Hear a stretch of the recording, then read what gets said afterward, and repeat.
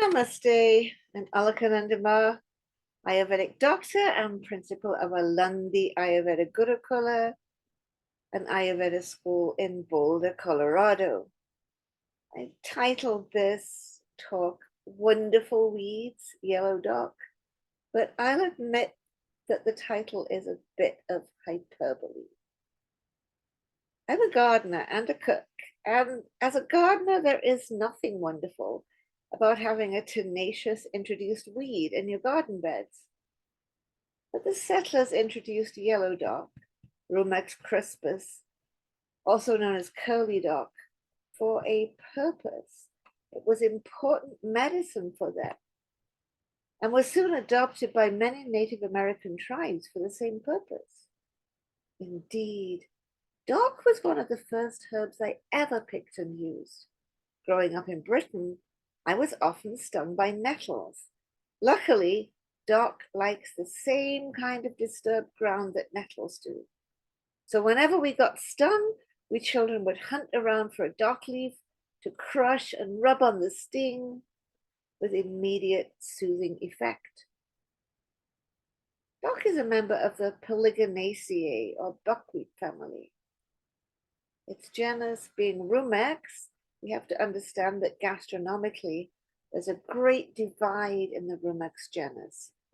Most are bitter, a few are sour. Yellow dock falls into the bitter category. It doesn't have that sour, sorrelly taste. So for culinary purposes, it can be used much like any other bitter leafy green vegetable.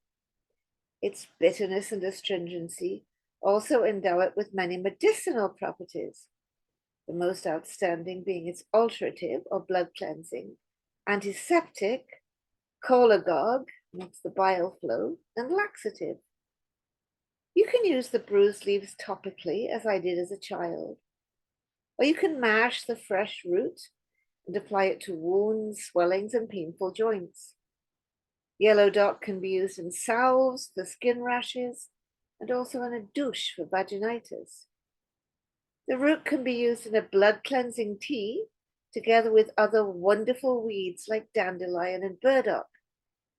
It can also be made into a herbal syrup or into a tincture. We use it in our iron tincture.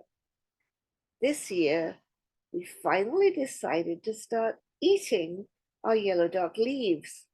So yesterday, I made a delicious pesto of dandelion greens and yellow dock leaves with pine nuts, olive oil, and pecorino cheese. This went well with some linguine I prepared with asparagus, lemon, and portobello mushroom. This was perfect because we're finally out of the basil pesto I made in the fall. If I come up with other great ways to use curly dock leaves, I'll be sure to write a blog and share the recipe. In the meantime, don't forget to click like if you enjoyed this. See you next week.